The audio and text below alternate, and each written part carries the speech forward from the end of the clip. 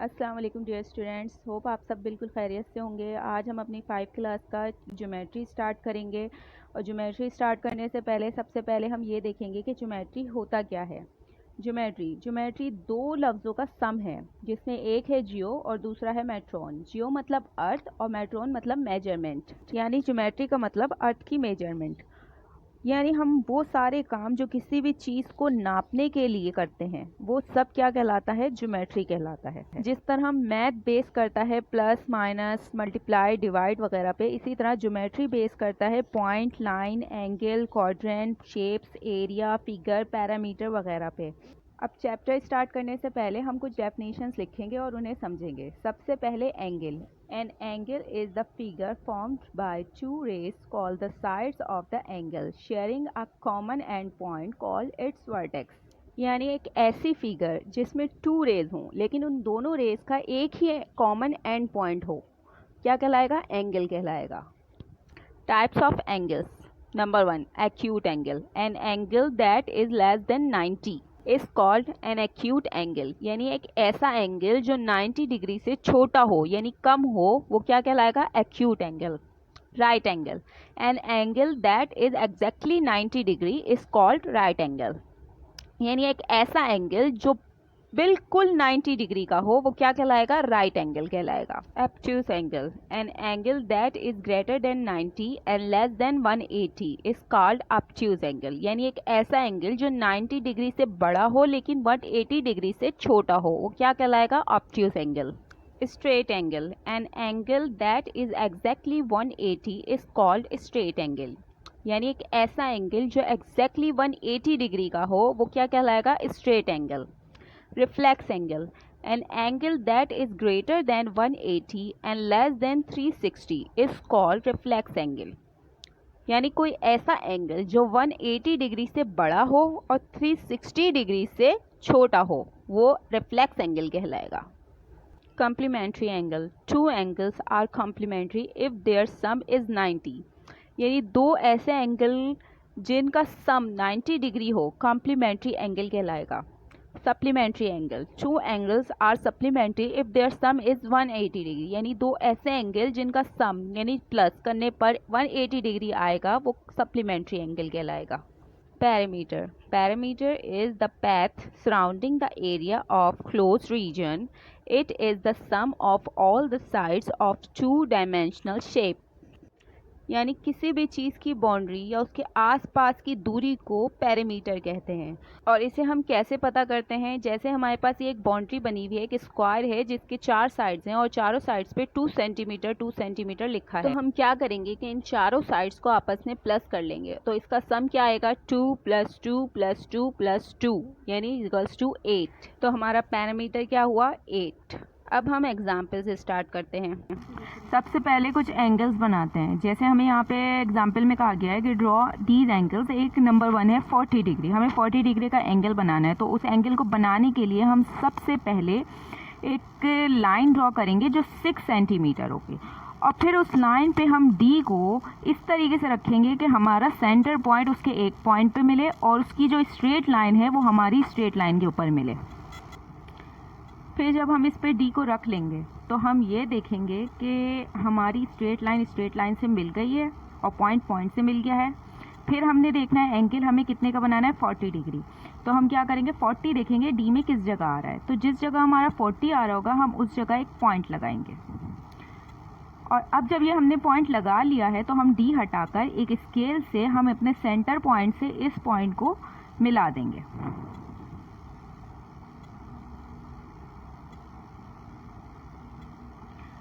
जब हमारा ये पॉइंट मिल जाएगा तो ये हमारा एंगल कितने डिग्री का बन गया, 40 डिग्री, क्योंकि हमने डी से इस पे कौन सी डिग्री पे निशान लगाया था, 40 डिग्री पे।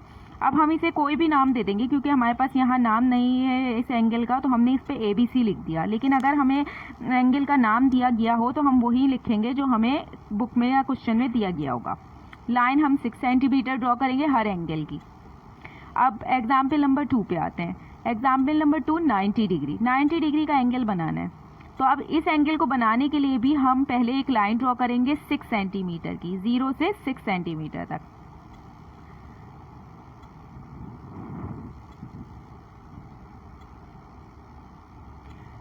अब ये हमारी लाइन ड्रॉ हो गई है, तो हमने इसके दोनों साइड्स पर पॉइंट्स बना दिए। अब फिर से हम वही काम करेंगे कि अपनी डी का सेंटर पॉइंट इसके एक पॉइंट पर रखेंगे और उसकी नीचे वाली जो सबसे लास्ट लाइन है उसको अपनी लाइन के ऊपर बिल्कुल मिला के रखेंगे। ये नहीं कि लाइन हमारी आगे पीछे हो जाए, नहीं, हम स्ट्रेट लाइन से लाइन मिलाएंगे, पॉइंट से पॉइंट मिलाएंगे। अब हम देखेंगे कि हमारा ये जो 90 डिग्री क्वेश्चन में दिया गया है वो किस जगह है। तो 90 डिग्री जिस जगह आ रहा होगा वहाँ हम एक पॉइंट ड्रॉ कर लेंगे। ये पॉइंट लगा लिया हमने, फिर हम इसको स्केल की मदद से वैसे ही पहली वाली फिगर की तरह सेंटर पॉइंट से मिला देंगे स्ट्रेट लाइन में। तो हमारा 90 डिग्री का भी एंगल बन गया। इसी तरीके से हम जिस तरह हमने पहली वाली फिगर को नाम दिया था ABC, तो हम इस वाली फिगर को भी कोई भी नाम दे देंगे। ये एंगल जिस साइड से हम बनाएंगे उसी साइड का एरो इसमें हम लगा देंगे, DEF। अब क्वेश्चन नंबर 3, 55 डिग्री। अब हमें 55 डिग्री का एंगल बनाना है, तो इसे बनाने के लिए भी हम सबसे पहले वही एक लाइन ड्रॉ करेंगे जिसकी लेंथ होगी 6 सेंटीमीटर। तो फिर हम वही 0 से 6 तक एक लाइन ड्रॉ करेंगे, स्ट्रेट लाइन।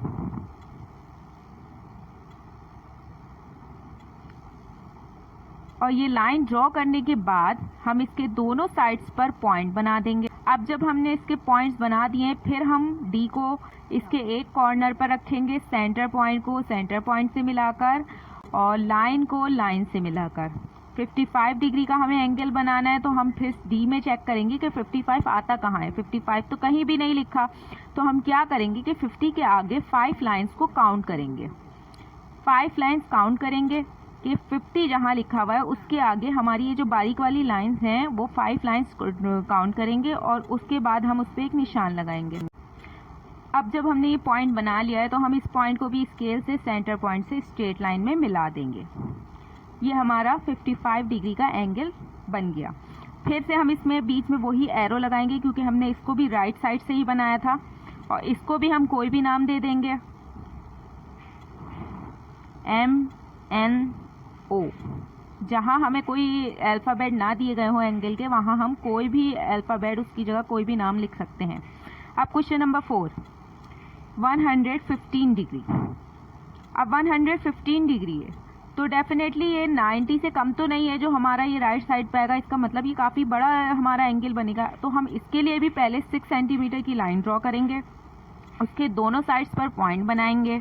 फिर उसी तरीके से हम इस पर भी डी रखेंगे, सेंटर पॉइंट पे, और स्ट्रेट लाइन पे मिलाकर रखेंगे।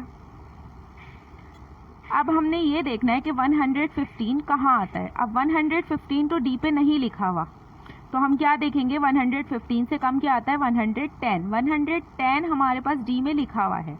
फिर उसी तरीके से हम 110 के आगे जो बारीक लाइन बनी हुई है हम इनको काउंट करेंगे, और 5 लाइंस जहाँ पे आ रही होंगी वहाँ हम एक पॉइंट बना लेंगे।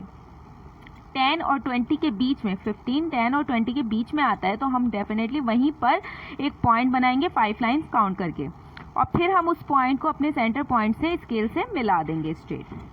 ये हमारा 115 का एंगल बन गया। और इसे भी हम कोई भी नाम दे देंगे, जैसे X, Y, Z।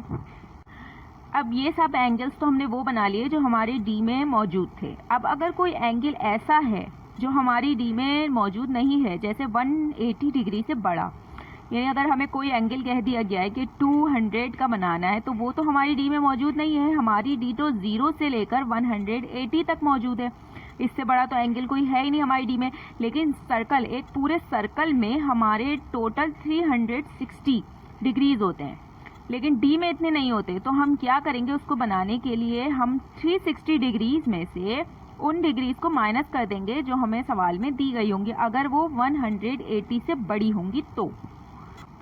अब एग्जाम्पल में हमें यहाँ कहा गया है कि draw a reflex angle XYZ is equals to 305। अब हमारा एंगल है 305, यानी 180 से काफ़ी बड़ा एंगल है। तो हम इसे क्या करेंगे, टोटल एंगल्स यानी टोटल डिग्रीज में से सर्कल के जो पूरा राउंड की जितनी डिग्रीज होते हैं 360, उसमें से हम इसको माइनस कर देंगे। तो जब हम इसे माइनस करेंगे तो हमारे पास क्या आया, 55 डिग्री। अब फिर हम इसे बनाने के लिए एक लाइन ड्रॉ करेंगे 6 सेंटीमीटर की, उसके एक पॉइंट पे डी को रखेंगे और हमने जो माइनस करके इसमें हासिल किया था, क्या किया था, वो 55 डिग्री, तो हम इस पर 55 का एंगल बना देंगे। लेकिन हम एरो इसका इस तरफ से नीचे के साइड से ऊपर की तरफ बनाएंगे क्योंकि ये हमारा उल्टा एंगल है। या तो हम इसको उल्टा बनाएंगे, उल्टा डी को रख के बनाएंगे एंगल को, या अगर हम इसे सीधा ही बनाएंगे तो हम इसे इस तरीके से इसमें एरो लगा देंगे जिस साइड से हमने इसको बनाया होगा। एक यही एंगल दोबारा से ड्रॉ करना बताती हूँ क्योंकि उसमें हमने उल्टा बनाया था। तो यहाँ हम इसे सीधा बनाएंगे नीचे के साइड पे, क्योंकि रिफ्लेक्स एंगल हमेशा नीचे के साइड पे बनता है क्योंकि वो 180 डिग्री से ज़्यादा होता है। अब यहाँ हमारे पास एंगल है 305 का। तो जब हमारे पास ये 305 का एंगल है तो इसको बनाने के लिए हम सबसे पहले पूरे सर्कल की जो डिग्रीज होते हैं 360, उसमें से हम इसको माइनस करेंगे 305 डिग्री को। तो इसे हम माइनस करेंगे तो हमारे पास बचेगा 55 डिग्री। अब हम इसे बनाने के लिए फिर से वही करेंगे कि स्केल से 6 सेंटीमीटर की लाइन खींचेंगे 0 से 6 तक की। फिर हम एक स्ट्रेट लाइन ड्रॉ करेंगे 0 से लेकर 6 तक की, उसके दोनों साइड्स पर पॉइंट्स बनाएंगे। और जब ये लाइन हमारी ड्रॉ हो जाएगी फिर हम अपनी डी को उल्टा रखेंगे। वैसे हम एंगल बनाने के लिए इतनी डी को सीधा रखते हैं क्योंकि हमारा एंगल 180 डिग्री से छोटा होता है। तो 180 डिग्री से छोटा अगर कोई भी एंगल होगा तो हम डी को सीधा रखेंगे, लेकिन 180 डिग्री से बड़ा होगा, यहाँ पे 305 डिग्री है, तो हम डी को उल्टा रखेंगे। अब हमने डी को वही सेंटर पॉइंट को सेंटर पॉइंट से मिलाया, लाइन को लाइन से मिलाई, और इसे मिलाने के बाद अब हमने माइनस करके कितना पता किया था कि ये एंगल कितना बना, 55 डिग्री। अब हम यहाँ से काउंट करेंगे कि 55 किस जगह आता है। ये 50 है, 50 के बाद 60 है, 55 नहीं है, तो हम क्या करेंगे, ये 5 लाइन्स काउंट करेंगे और ये 5 लाइन्स जिस जगह आ रही होंगी कंप्लीट 1 2 3 4 5, उस जगह हम एक पॉइंट बना लेंगे। फिर हम इस पॉइंट को अपने सेंटर पॉइंट से स्ट्रेट स्केल से मिला देंगे। ये हमारा एंगल यहाँ से घूम के यहाँ तक बना है। क्योंकि ये रिफ्लेक्स एंगल है इसलिए ये हमेशा नीचे के साइड पे ही बनेगा, क्योंकि 180 से बड़ा एंगल है, तो ये 180 से बड़ा है तो ये सर्कल के नीचे की साइड पे बनेगा, तो ये उल्टा डी रख के बनेगा। जो भी एंगल 180 डिग्री से ज़्यादा होगा, चाहे वो 360 हो या 200 हो या 250 हो, कुछ भी हो, वो रिफ्लेक्स एंगल होगा। और रिफ्लेक्स एंगल हमेशा नीचे के साइड बनता है और उसमें एरो इसी तरीके से बनेगा क्योंकि वो घूम के पूरे सर्कल से नीचे की साइड बना है, तो उसमें एरो यहाँ बनेगा। ये एंगल हमारा कितने का हुआ, 305 डिग्री। और जो इसका हमने माइनस करके निकाला था वो एंगल हमारे पास कितना आया, 55 डिग्री। इस एंगल का हमारे पास नाम था XYZ। ये हमारा रिफ्लेक्स एंगल कंप्लीट हो गया। अब चैप्टर 8 स्टार्ट करते हैं, पैरामीटर एंड एरिया। जैसे मैंने पैरामीटर डेफिनेशन में बताया था कि किसी भी चीज़ की बाउंड्री यानी एक पॉइंट से दूसरे पॉइंट तक का फासला पैरामीटर कहलाता है। अब एरिया क्या होता है, एरिया क्या होता है कि एरिया किसी भी चीज़ के अंदर जो जगह होती है, यानी किसी शेप के अंदर की जगह या किसी बाउंड्री के अंदर कितनी जगह है वो उसका एरिया कहलाता है, या किसी शेप के अंदर कितना स्पेस है वो उसका एरिया कहलाएगा। जैसे अब इस तस्वीर में कुछ बॉक्सेस बने हुए हैं। अब फर्स्ट बॉक्स है जो एक ही बॉक्स के ऊपर एक जो है बाउंड्री बनी हुई है, तो उसके अंदर जो स्पेस है वो कितना है, 1 सेंटीमीटर। क्यों, क्योंकि वो सिर्फ एक ही बॉक्स के ऊपर है। अब दूसरा, हमारी दूसरी जो बाउंड्री बनी हुई है वो टोटल 9 बॉक्सेस हैं, तो यानी वो जो उसके अंदर जो 9 बॉक्सेस हैं 9 सेंटीमीटर, वो उसके अंदर का एरिया है। अब इसी तरह जैसे इसी पे हमें एक ट्राइंगल बना हुआ है। अब तीसरा, अब ट्राइंगल के हम एरिया कैसे काउंट करेंगे, क्योंकि उसमें तो कुछ बॉक्सेस हाफ हैं, तो हम क्या करेंगे, उसे डॉट से पूरा रेक्टेंगल कंप्लीट करेंगे। अब हम उसके टोटल काउंट करेंगे कि कितने बॉक्सेस हैं और उसमें से हाफ कर लेंगे, तो इसमें टोटल बॉक्सेस 6 आते हैं। तो अब हम इन 6 बॉक्सेस को हाफ कर लेंगे, तो इसे हाफ कर लेंगे तो ट्राइंगल में हमारे पास 3 सेंटीमीटर आएंगे, यानी 3 बॉक्सेस आएंगे।